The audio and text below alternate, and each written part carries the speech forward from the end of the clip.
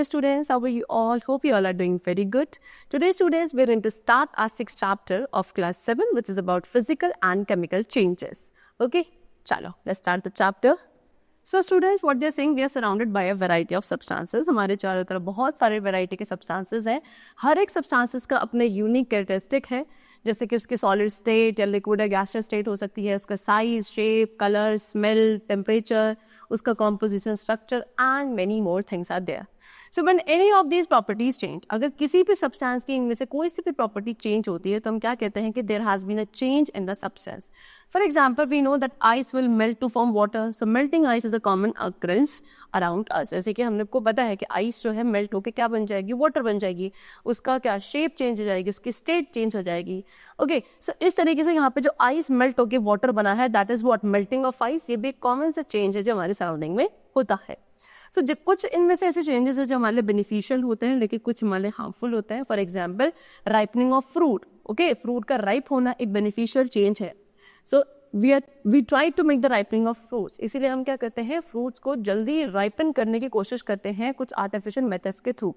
वहीं जो rusting of iron है, ये हार्मफुल चेंज है. इसलिए हम रस्टिंग ऑफ आयरन को प्रिवेंट करने की कोशिश करते हैं वेरियस मेथड्स के थ्रू, जैसे कि आयरन ऑब्जेक्ट को पेंट करना, ऑयल या ग्रीस उन पर अप्लाई करना. सो इस तरीके से क्या है, हर एक सब्सटेंस का चेंज होना कहीं हमारे लिए हार्मफुल हो सकता है, कहीं हमारे लिए यूजफुल भी हो सकता है. So the change in it substance does not occur on its own. अब ये जो चेंज आता है किसी भी सब्सटेंस में खुद से नहीं आ सकता है, हमेशा कोई ना कोई कॉज यानी कि रीजन जरूर होता है which brings about a change in a substance. For example, ice. Ice जो है कभी भी खुद से मेल्ट नहीं होती है वाटर बनाने के लिए. आइस को कुछ ना कुछ हीट की रिक्वायरमेंट होती है जो वो मेल्ट होके किसमें वाटर में चेंज हो जाती है. दैट मीन्स व्हाट, हीट क्या है, हीट है कॉज यानी कि reason for the change of state of ice from solid to liquid. Now next we come to types of changes. So changes आपके various types के हो सकते हैं जो यहाँ पर डिस्कस किए गए हैं. Number 1, reversible and irreversible changes. So एक change जैसे कि melting of ice, इसको आप रिवर्स कर सकते हो, यानी कि दोबारा से आप वो क्या कर सकते हैं, आइस को दोबारा से आप वाटर को दोबारा से आइस बनाया जा सकता है. So it's a reversible change. Okay, ऐसे ही a change such as burning of a candle. लेकिन अगर आप एक कैंडल को बर्न कर दें, सो आप इस चेंज को दोबारा से रिवर्स नहीं कर सकते. That means this is a kind of irreversible change. Next is physical and chemical change. अब एक ऐसा चेंज जिसमें कोई भी न्यू सब्सटेंस का फॉर्मेशन नहीं होता, उसको फिजिकल चेंज कहा जाता है.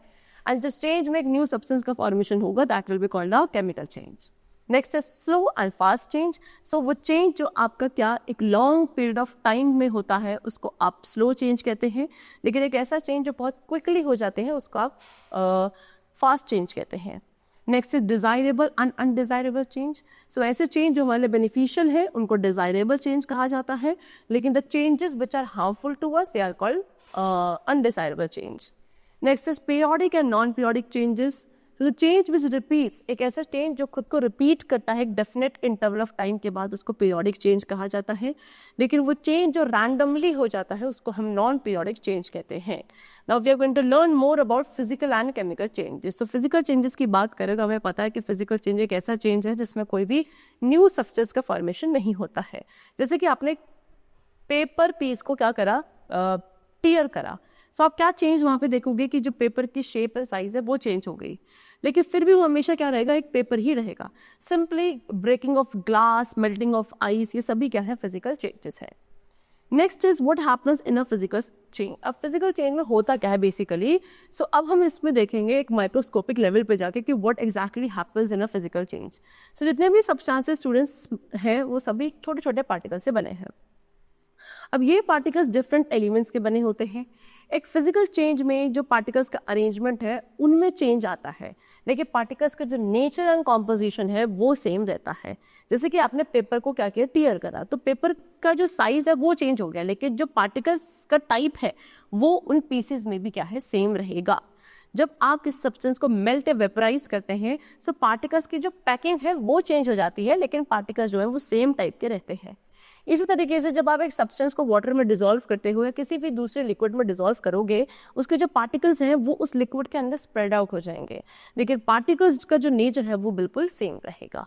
Okay, so now following changes occurs in a physical change. क्या क्या चेंज आता है. नंबर 1, जैसे कि किसी भी पार्टिकल्स के जो शेप एंड साइज है वो चेंज हो सकता है। तो एक फिजिकल चेंज के अंदर किसी ऑब्जेक्ट की जो शेप है वो चेंज हो सकती है। एग्जाम्पल, आपने एक डो को मोल्ड कर दिया या एक प्लास्टिसिंग क्ले को मोल्ड कर दिया, ओके। इसी तरीके से breaking of glass, sharpening of pencil, इसमें भी उनका साइज चेंज हो रहा है। They all are the types of physical change only. Next, changing in form, ठीक है। फिजिकल चेंज में एक सब्सटेंस जो है मेल्ट या वेपराइज भी हो सकता है, यानी कि किसी भी सब्सटेंस की स्टेट में चेंज आ सकता है, जैसे कि change the state of water from solid to liquid और liquid to gas. Next we come to crystallization. Crystallization भी आपका एक फिजिकल चेंज का एग्जाम्पल है। ये क्या है? It is a process of formation of solid crystals of a substance. किसी भी सब्सटेंस के जो सॉलिड क्रिस्टल्स का फॉर्मेशन होता है उसको प्रेसिपिटेट करके उसके सुपर सेचुरेटेड सोल्यूशन से उसको क्रिस्टलाइजेशन कहा जाता है। क्रिस्टलाइजेशन में सॉल्ट को वाटर के अंदर डिसॉल्व करते हैं जब तक वो सोल्यूशन सेचुरेटेड नहीं हो जाता। फिर इस सोल्यूशन में जो वाटर है उसको इवेपोरेट किया जाता है ना, क्या सॉल्ट के बड़े बड़े क्रिस्टल्स को अचीव करने के लिए। एंड क्रिस्टल्स जो है उस सॉलिड सब्सटेंस के बिल्कुल प्योरेस्ट फॉर्म होते हैं। सो क्रिस्टलाइजेशन को कॉमनली इंडस्ट्रीज में यूज किया जाता है सॉल्ट, शुगर, यूरिया, एलम, इन सब के क्रिस्टल्स बनाने के लिए from the respective solution. Next is extraction of common salt. अब सी वाटर में से कॉमन सॉल्ट का एक्सट्रैक्शन कैसे किया जाता है? So as we all know sea water taste is salty. Sea water का जो टेस्ट होता है वो सॉल्टी होता है बिकॉज इसके अंदर सॉल्ट डिसॉल्व होता है। अब सी वाटर में से आप सॉल्ट को ऑब्टेन कर सकते हैं, उसको एक शैलो पिट में कलेक्ट करके एंड उसमें जितना भी वाटर है उसको एवेपोरेट किया जाता है इन द प्रेजेंस ऑफ सन। उसके बाद जो वापस बच जाता है नीचे, दैट इज सॉल्ट, ओके। कभी कभी सॉलिड सॉल्ट के जो डिपॉजिट्स हैं वो हमें नेचुरली भी मिलते हैं in the form of crystals of rock salt, लेकिन वो प्योर नहीं होते हैं। इसलिए जो बड़े क्रिस्टल्स हैं प्योर सब्सटेंसेस के, उनको ही हमेशा उनके सोल्यूशन से प्रिपेयर किया जाता है by the process of crystallization. Okay students, चलो, so this were all about physical change and now we come to chemical change. Chemical change एक ऐसा चेंज है जहाँ पे एक न्यू सब्सटेंस का फॉर्मेशन होता है, right. So as it was mention earlier, every substance is made up of small particle. पहले भी हमने डिस्कस किया, हर एक सब्सटेंस क्या है, बहुत छोटे छोटे पार्टिकल्स का बना होता है। एंड अगर इन पार्टिकल्स की कॉम्पोजिशन में चेंज आता है तब एक न्यू सब्सटेंस का फॉर्मेशन होता है। Example, if you pass electric current, अगर आपने वाटर के थ्रू इलेक्ट्रिक करंट को पास किया, सो जो वाटर के पार्टिकल्स हैं वो ब्रेक हो जाएंगे एंड क्या, ऑक्सीजन एंड हाइड्रोजन गैस अलग अलग सेपरेट हो जाएंगी। एंड फिर जो ऑक्सीजन एंड हाइड्रोजन गैस के पार्टिकल्स का नेचर है वो दोनों डिफरेंट होंगे as compare to the particles of water. ऐसे चेंज को केमिकल चेंज या फिर आप केमिकल रिएक्शन कहते हैं। See, chemical change usually shows one or more of the following. अब इनमें से आपके जो चेंजेस बताए हैं बेसिकली केमिकल चेंज, ये चेंजेस आता है, जैसे कि change in colour, change in smell, evolution of gas, formation of a solid, release of heat और लाइट। कभी कभी क्या होता है, कोई एक केमिकल प्रोसेस में कोई विजिबल चेंज नहीं होता है, लेकिन एक ऐसा चेंज जरूर हो सकता है जिसको आप कॉम्प्लेक्स मेथड्स के थ्रू डिटेक्ट कर सकते हैं। सी, अब यहाँ पे कुछ केमिकल रिएक्शंस जो हमको हमारे साथ डिस्कस किए रहे हैं। नंबर 1, लाइट अ कैंडल। आपने कैंडल को लाइट अप किया और अब आप क्या ऑब्जर्व करोगे, जो कैंडल का टॉप वाला पोर्शन है नियर द विक, उसे आपको ऑब्जर्व करना है। आप क्या देखोगे, वहाँ पे कैसा चेंज हो रहा है, कैंडल की जो फ्लेम है वो कैसे प्रोड्यूस हो रही है, ये सब आपको ऑब्जर्व करना है। फिर उसके बाद आपको एक मेटल की प्लेट लेनी है एंड उसको 2 to 3 centimetres above the flame invert कर देना है। अब आप क्या वहाँ पे एक long piece of folded aluminium foil का भी यूज़ कर सकते हैं। आपको उसको इन्वर्ट पोजीशन में 1 मिनट के लिए होल्ड करना है एंड फिर उसके बाद उस प्लेट को ऑब्जर्व करना है। आप क्या देखोगे, क्या आपको प्लेट पे कोई सब्सटेंस मिल रहा है एंड वो वहाँ पे आया कैसे उसका फॉर्मेशन हुआ। फिर उसके बाद आप क्या करेंगे, उस बर्निंग कैंडल को कवर करेंगे ग्लास से सो दैट आप एयर सप्लाई को कट कर दें। फिर कुछ टाइम बाद क्या होगी, वो बर्निंग कैंडल एक्सटिंग्विश हो जाएगी। अब ये एक्सटिंग्विश कैसे हुई, सो ये सारी ऑब्जर्वेशंस को आपको ऑब्जर्व करके इन सभी के आंसर्स को फाइंड आउट करना है। सो इस एक्टिविटी में क्या हुआ स्टूडेंट्स, जब कैंडल को आपने लिट किया था तो जो विक है यानी कि जो वो बत्ती होती है उसके बेस पे जो वैक्स है वो मेल्ट हुई, वेपराइज एंड बर्न ही। सो यहाँ पे जो मेल्टिंग एंड वेपराइजेशन हो रहा है वैक्स का, ये सारे फिजिकल चेंजेस हैं। लेकिन बेसिकली जो वैक्स का बर्निंग है वो केमिकल चेंज है। वैक्स के जो पार्टिकल्स है वो मेनली कार्बन एंड हाइड्रोजन के बने होते हैं एंड ये पार्टिकल्स जो है ऑक्सीजन के साथ कंबाइन होते हैं इन द एयर, जैसे ही आप उनको बर्न करते हो and then they produce carbon dioxide and water vapour. यानी कि वैक्स प्लस ऑक्सीजन क्या बनाता है, carbon dioxide plus water vapour बनाता है। हाउएवर कभी कभी लेकिन क्या है, कुछ आपके पार्टिकल्स हैं वैक्स के जो कंप्लीटली बर्न नहीं हो पाते हैं and then they change into carbon particles, ठीक है। जो कि फ्लेम में ग्लो करते हैं। उसके बाद ये एयर में राइज अप होंगे एज अ सूट, जिसको आप एज अ स्मोक देख सकते हो। जो प्लेट पे ब्लैक कलर का डिपॉजिट बन गया वो क्या है, सूट ही है। ओके, चलो now some useful chemical changes. अब कुछ यूजफुल केमिकल चेंजेस आपको गिवन है, जैसे कि फोटोसिंथेसिस, ये केमिकल चेंज है जो कि हमें फूड प्रोवाइड करता है। फोटोसिंथेसिस में ग्रीन लीव जो है प्लांट्स की, वो कार्बन डाइऑक्साइड एंड वाटर को ग्लूकोज में चेंज करती है with the help of sunlight. Next is respiration, again एक केमिकल चेंज है जहाँ पे एनर्जी हमारी बॉडी में प्रोड्यूस होती है। ग्लूकोज को ऑक्सीजन के प्रेजेंस में ब्रेक डाउन किया जाता है to produce carbon dioxide and water. Next is cooking of food, it's also chemical change because इसमें रॉ फूड का जो कॉम्पोजिशन है वो चेंज हो जाता है। Next making of curd, milk से कर्ड को बनाना, ये भी केमिकल चेंज है बिकॉज ये एक बैक्टीरिया के थ्रू आउट किया जाता है। मेटल्स को हम उनकी ओर से एक्सट्रैक्ट करते हैं वेरियस केमिकल प्रोसेस के थ्रू। नेक्स्ट मेडिसिन को हम कॉम्प्लेक्स केमिकल प्रोसेस के थ्रू बनाते हैं।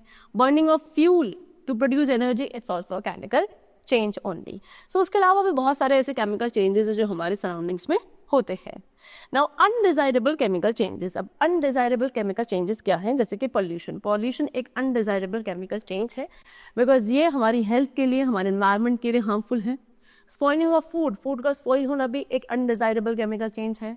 कोरोजन ऑफ मेटल, ये भी एक अनडिजायरेबल केमिकल चेंज है बिकॉज मेटल्स का लॉस होता है। Okay, let us study more about corrosion. So जितनी भी थिंग्स आपके मेटल्स की बनी होती हैं, जब ये एयर के साथ एक्सपोज होती हैं, सो ये ऑक्सीजन, वाटर वेपर या कार्बन डाइऑक्साइड जो आपके एयर में प्रेजेंट होता है, इनके साथ रिएक्ट होके क्या डिफरेंट केमिकल कंपाउंड्स का फॉर्मेशन करती हैं।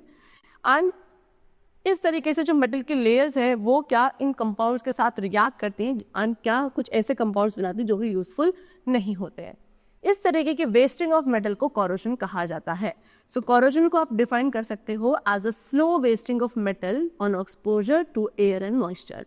ठीक है, धीरे धीरे जो मेटल का वेस्टेज होता है एयर एंड मॉइस्चर के साथ एक्सपोज होने पर उसको हम कोरोजन कहते हैं। आयरन, कॉपर, सिल्वर, ये ऐसे मेटल्स है जो कि बहुत ईजिली कोरोड हो जाते हैं। Rusting of iron. सो एक आयरन के ऑब्जेक्ट को जब आप डैम्प एयर या एक वाटर में छोड़ देंगे कंसिडरेबल टाइम के लिए, उसके ऊपर एक रेड ब्राउनी फ्लेकी सब्सटेंस का फॉर्मेशन हो जाता है जिसको रस्ट कहा जाता है and this whole process is called rusting of iron.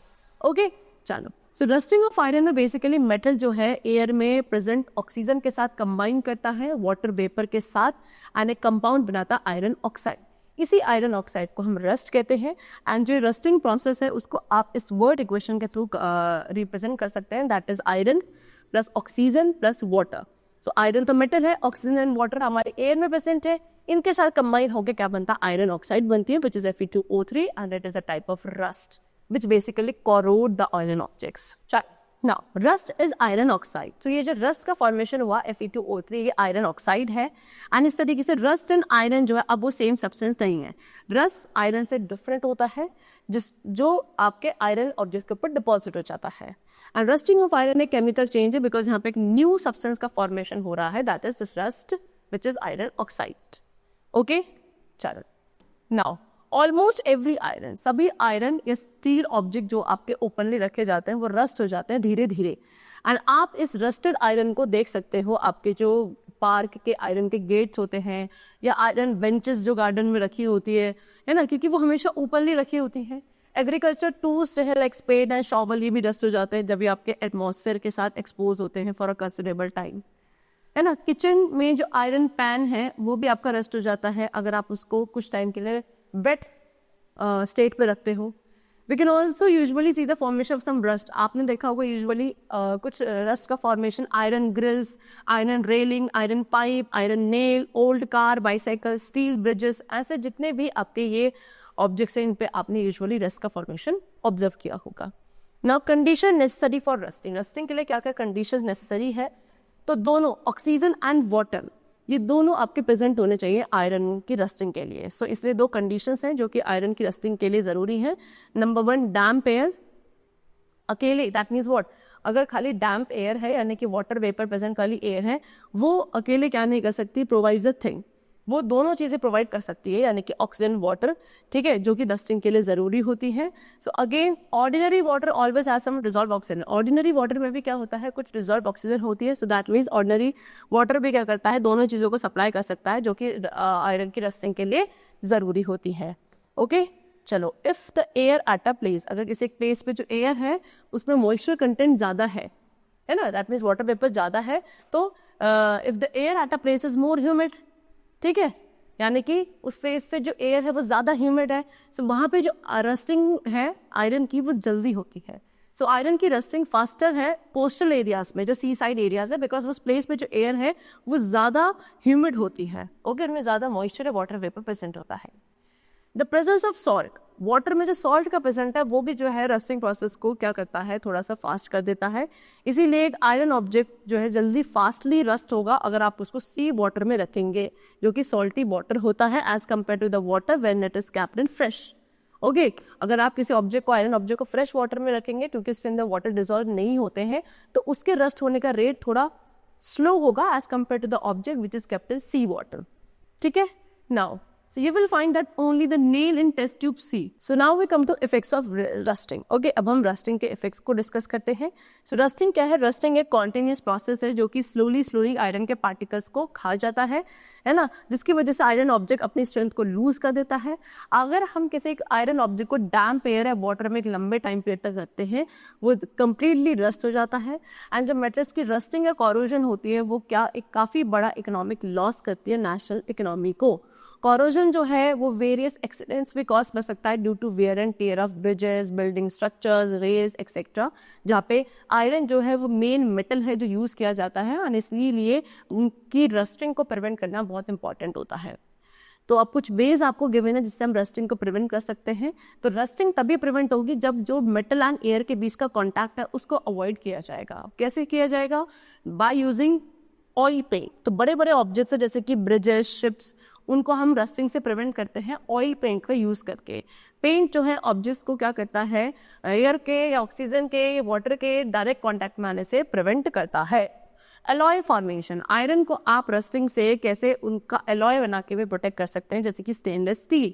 Alloy क्या है? एलॉय आपका रस्ट के लिए रेजिस्टेंस होता है। ब्रास, ब्रोंज, स्टील, ये सभी एलॉयज के एग्जाम्पल है। Next is galvanisation. Iron objects को रस्टिंग से हम प्रोटेक्ट कर सकते हैं, क्या? उनके ऊपर एक थिन लेयर डिपॉजिट करके जिंक की, ठीक है, एंड इसको कहा जाता है गैल्वेनाइजेशन। जिंक जो है वो आयरन को क्या नहीं करने देता, ऑक्सीजन के साथ रिएक्ट होने नहीं देता। Next is electroplating. इलेक्ट्रोप्लेटिंग में एक मेथड है to prevent rusting of iron. कैसे? यहाँ पे आप एक क्रोमियम की कोट को अप्लाई कर सकते हैं मेटल पर, जिसको क्रोम प्लेटिंग कहा जाता है, एंड जो इसमें प्रोसेस इन्वॉल्व होता है उसको इलेक्ट्रोप्लेटिंग कहा जाता है। बाईसाइकिल के जो पार्ट्स हैं यूजुअली क्रोम प्लेटेड होते हैं रस्टिंग को प्रिवेंट करने के लिए। गोल्ड या सिल्वर की जो लेयर है वो भी आर्टिफिशियल ज्वेलरी पे या वॉचेस पर अप्लाई की जाती है इलेक्ट्रोप्लेटिंग के थ्रू, सो दैट वो ऑक्सीजन के साथ रिएक्ट ना करे। And the last is use of grease. जो मशीनरी के मूविंग पार्ट्स है उनको हम रस्टिंग से कैसे प्रिवेंट करते हैं? बाय यूजिंग ग्रीस और ऑयल। ओके, चलो, so the chapter is completed. I hope you all are very clear with the difference between the physical and chemical changes and the concept of rusting, and I hope the chapter was very clear to you. Let's meet very soon. Till then, take care and thanks to all.